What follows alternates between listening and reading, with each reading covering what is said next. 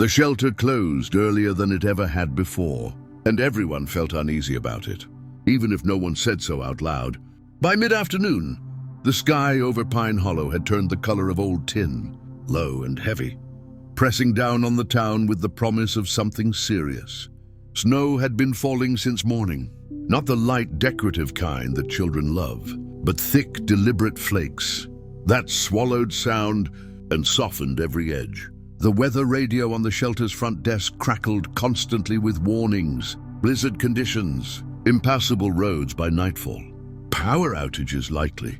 Margaret Hale stood just inside the double doors, clipboard tucked under her arm, watching the last of the volunteers finish their rounds. At 72, she had learned to trust the quiet signals of trouble, the ache in her knees before a storm, the way animals grew still when weather turned dangerous, and the way routine, when disrupted, left room for mistakes.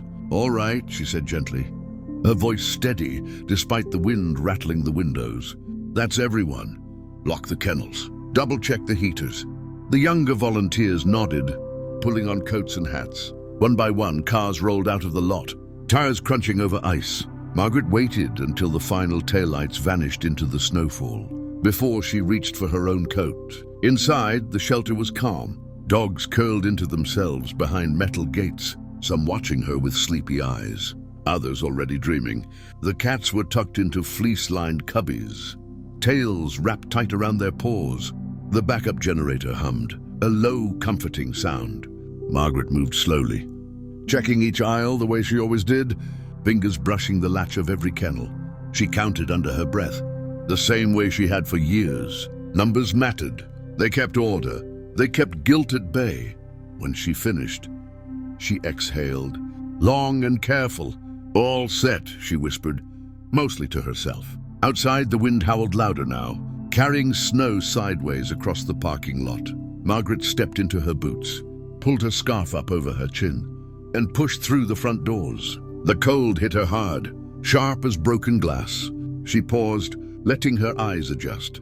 That was when she saw him. He sat near the back corner of the building, just beyond the chain-link fence, where the old storage area met the tree line.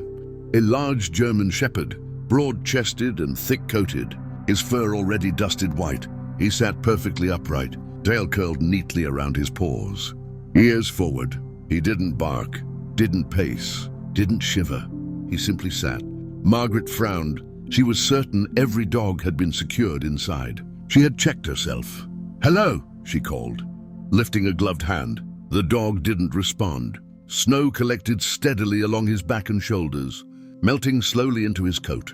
His gaze stayed fixed on the shelter wall beside him. Not the door, not the road, something lower, closer. Margaret took a few careful steps forward, boots sinking into fresh snow.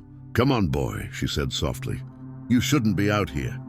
At the sound of her voice, the shepherd turned his head just enough for their eyes to meet. His were calm, alert, not frightened, not confused. But when Margaret motioned again, he did not stand. A small chill, not from the cold, slid down her spine. She hesitated, then turned back toward the building. If the dog was loose, she would need a leash and a blanket. Storm or not, she wasn't leaving him outside. By the time she returned, the snowfall had thickened. The world felt smaller, quieter, as if the storm were swallowing sound itself. She clipped the leash onto the dog's collar with ease. He didn't resist, didn't pull away. "All right," she murmured. "Let's get you warm." She tugged gently. Nothing. The shepherd remained seated, his weight grounded, immovable. Margaret tried again, careful not to startle him. Still nothing. "Well," she sighed, kneeling slowly, despite her protesting joints. "You're a stubborn one, aren't you?" She offered him the blanket. He sniffed it politely, then turned his head away. Snow crept higher around his paws.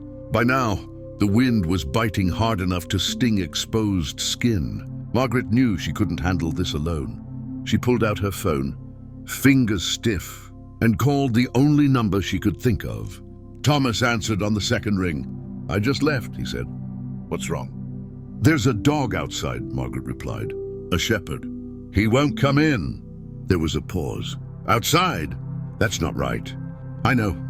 Thomas turned his car around. When he arrived, the road was nearly invisible beneath the snow. He parked crookedly and hurried over, collar up around his ears. That's him, Margaret said, pointing. Thomas frowned. He's been here all week. Quiet one. Keeps asking to go out. Why? Thomas shrugged. Thought maybe he liked the cold. They approached together. The dog acknowledged Thomas with a brief glance, then returned his attention to the wall. He's not scared, Margaret said slowly. He's focused. Thomas tried coaxing. Treats. Gentle commands. The shepherd accepted nothing. His body remained steady, as if anchored to the frozen ground. The storm intensified. Wind screaming now. Snow blurring the edges of the world. Thomas checked his watch. We can't leave him, he said. No, Margaret agreed. But I don't think we should force him either. They followed the dog's gaze. At first there was nothing to see, just the side of the shelter, the old storage bins, and a mound of snow piled oddly high against the foundation. Margaret squinted. That drift, she said. It wasn't there this morning. They moved closer, brushing snow away with gloved hands. The wind fought them, biting and relentless. Beneath the snow, something dark appeared. Not trash, not debris, a coat. Thomas froze. Margaret. They pulled harder, hearts pounding now. Beneath the coat was a man, curled tight against the concrete, barely visible. Call it in, Margaret said, her voice steady despite the tremor in her chest. The German shepherd did not move. He watched, as if he had been waiting for this moment all along. Sirens came slowly, muffled by snow. Paramedics worked quickly, lifting the man onto a stretcher. Hypothermia, severe exposure. Alive, but just barely. Only when the stretcher was carried away did the shepherd finally stand. As he moved, Margaret noticed his collar. Old leather, cracked with age. The tag was worn smooth, but one name was still readable. Walter. The dog sat again, calmer now. Snow settling softly around him. Margaret felt tears sting her eyes, freezing as they fell. Some promises, she realized, did not end when circumstances changed. They simply waited. The storm did not ease that night. If anything, it seemed to tighten its grip on Pine Hollow, pressing snow against windows and burying fences. Until the town looked half erased by morning, Margaret barely slept. Each time she closed her eyes, she saw the German shepherd sitting in the snow, unmoving, as if carved from stone. At dawn, she made tea she forgot to drink and stood by the kitchen window, watching the street disappear under white. Her phone rang just after 8. They got him to the hospital, Thomas said. His voice sounded tired, but relieved. Hypothermia, dehydration, another hour out there, and it might have been too late. Margaret closed her eyes. And the dog? He's inside now. Wouldn't leave the door all night, but he finally lay down. She dressed slowly and made her way to the shelter once the roads were passable. Snowbanks towered over the sidewalks, and the air carried that deep, muffled quiet that only comes after a heavy storm. Inside the shelter, the German shepherd lay near the front office, head resting between his paws. He lifted it when Margaret entered, tail giving one slow thump against the floor. You stayed, she said softly, kneeling beside him. Good boy. He watched her, eyes dark and steady, as if measuring time differently than she did. The shelter director arrived later that morning, bringing news. The man had been identified. Walter Bennett, 68 years old, former night watchman at the mill before it closed, lived rough since then, had volunteered at the shelter years ago, back when his health was better. Any family? Margaret asked. The director shook her head. Not anymore. Margaret thought of the coat buried beneath snow, thought of the crawlspace door, thought of the shepherd's stillness. That afternoon, she asked to visit Walter. The hospital smelled of antiseptic and quiet worry. Machines hummed softly in the background as Margaret followed a nurse down the corridor. Walter lay propped up in bed, thinner than she expected, skin pale against the white sheets. He looked older than his years. Or perhaps the years had simply been unkind.